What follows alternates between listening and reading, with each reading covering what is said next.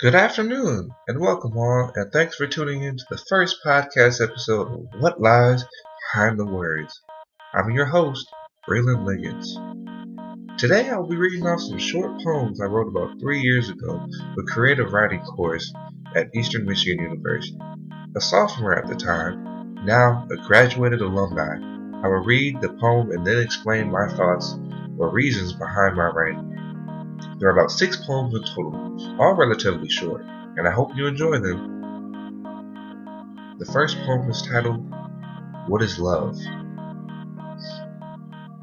Waking up alone on a cold Monday morning, to be greeted with food with no words to say, that is love. Monday weather turns to heavy clouds and gloomy rain. A stranger with an umbrella stops the cold rain. That is love. A man on the street in need of some spare change, and out of your pocket $10, and from your mouth, keep the change. That is love. Getting to work running just a few minutes late, sitting and not talking, but thinking of your beloved mate. That is love. Feelings change and understanding someone else's opinion, even if it differs from your own. That is love. Doing what your heart feels, and that only your mind. That is love. Now, writing this, I thought it was very, very good piece. At the time, I was probably thinking of just something, to write, as a starting point for this creative writing course I was in. And I really didn't have a lot of high expectations for it, but reading it aloud to the class, everybody seemed to like it. And that made me feel good, so it made me want to write more and more. But also critiquing it, I have to emphasize certain words or phrases so that you get a nice meaning behind it. And this was just something that was on my mind, and I felt that needed to be said. Sometimes people think what love is, and it may be the complete opposite. But love actually turns out to be a feeling.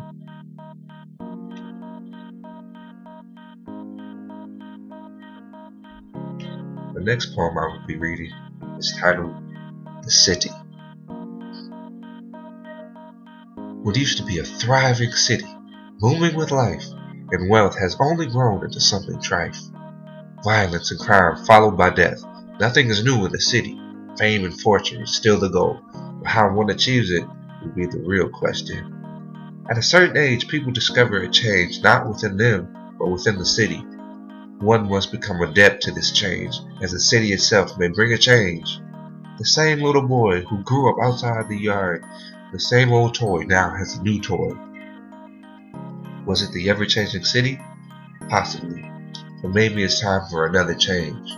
To stop the violence, crime, and death, and make the choice to do good by the city. Maybe then, too, youth in the city will change. Now, just listening to that, it would probably be easy to see, especially if you're from Michigan, that the city I'm talking about is Detroit.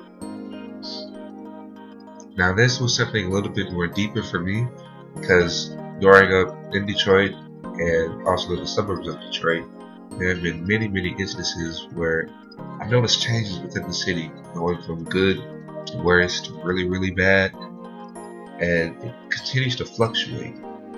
And it hurts me to see that type of change going on within the city that I was born and raised in.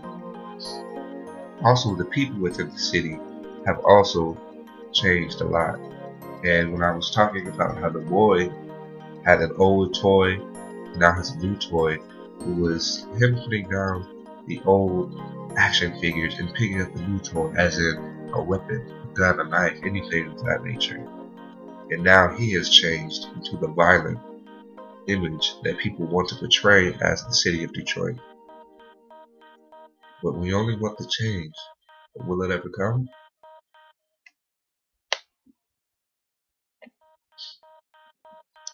The next poem is titled Perfection.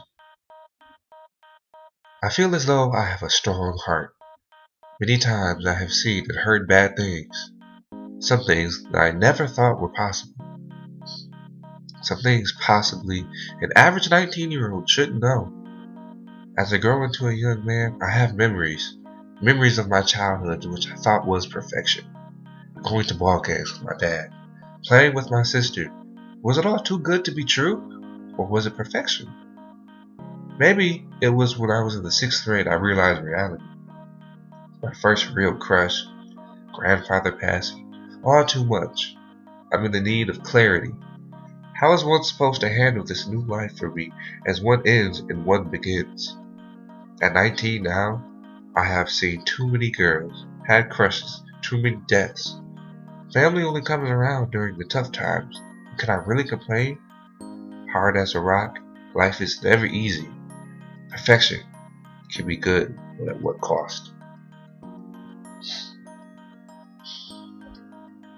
This was also more of a coming of age type piece.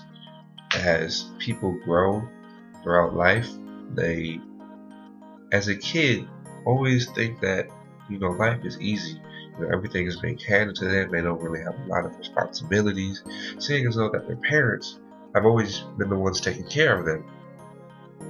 And I think where I was going with this piece is that as a kid, life seemed to be pretty perfect. But then there is always going to be one instance when everything changes.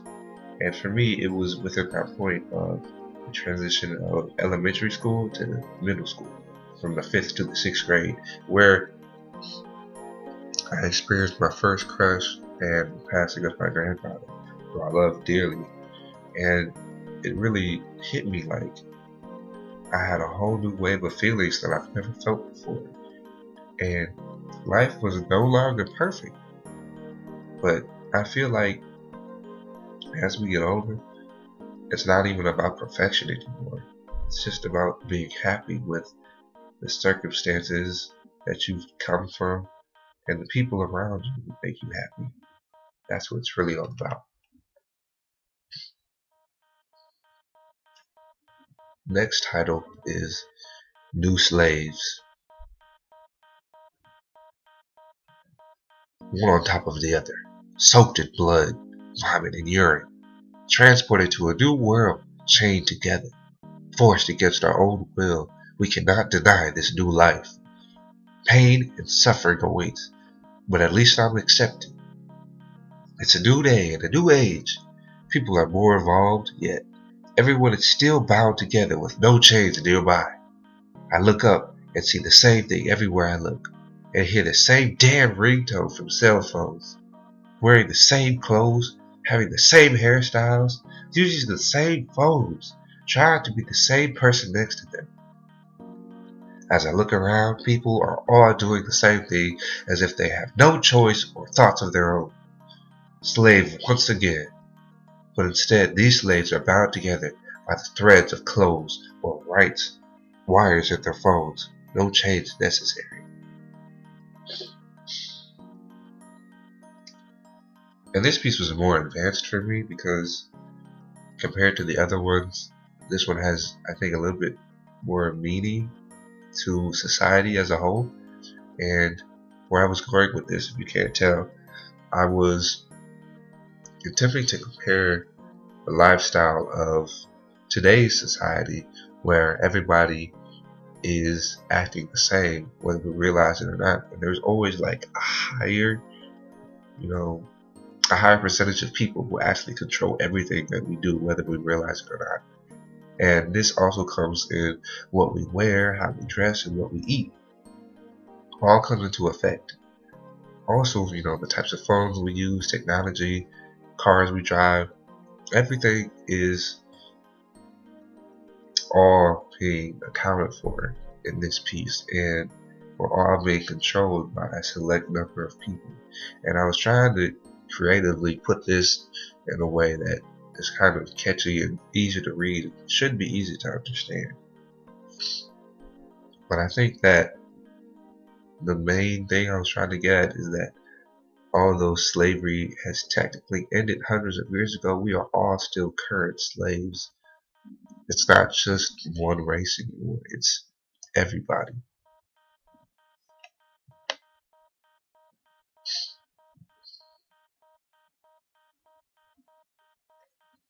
The next title is SK. I was going through a rough patch of life. I thought it was all over. But then you came into my life and gave me hope for the better. I had just lost my grandmother, devastated, depressed, couldn't smile. But then you came into my life and gave me hope for the better. We talked for 3 weeks. I liked you and started to smile more. You came into my life and gave me hope for the better. I had finally found my dream girl, someone to keep me happy. You came into my life, gave me hope for the better. But you changed, leaving me to hang. I was now lost and alone. I speak in past tense now, and for the future, I know that you came into my life and gave me hope for the better. This is another very personal piece to me, and I speak of how I had just lost my grandmother at 19, and we were very, very close, just as my grandfather, but my grandmother even more. And it was a rough time. It was really hard times for my father because it was his mother who passed, and I had to be there to support, my father, which was new to me because coming at 19, you're used to your parents supporting you and things like that. But now the tables have turned, and the the child has to become the parent in the situation, in some sense, but only in the sense of support, which was very, very new to me, and I never had to deal with that before. So as I was supporting Carol, I needed somebody to support me, and at the time there was this young lady who I was interested in, and she was also interested in me at the time, and we were hanging out, we were having a lot of fun together, and things started to look brighter. I started to hold my head up higher after the loss, and everything was happy. But then something changed within her, and I still have yet to this day know what it was. But something changed, and she ended up devastating me by just ignoring me and not talking to me anymore. She just dropped out as if she jumped off a cliff or something, and I never heard from her again. And it really, really hurt me because I had finally thought that things were gonna, be on the rise and things were gonna be okay after the loss of my grandmother. But that just turned everything around once again. But then I also took it as a learning experience that although things can get rough, there will be certain times where something will come into my life and I will enjoy that happiness. But once that gets taken away, I know that I can continue to keep fighting forward, and I know that the future will be bright.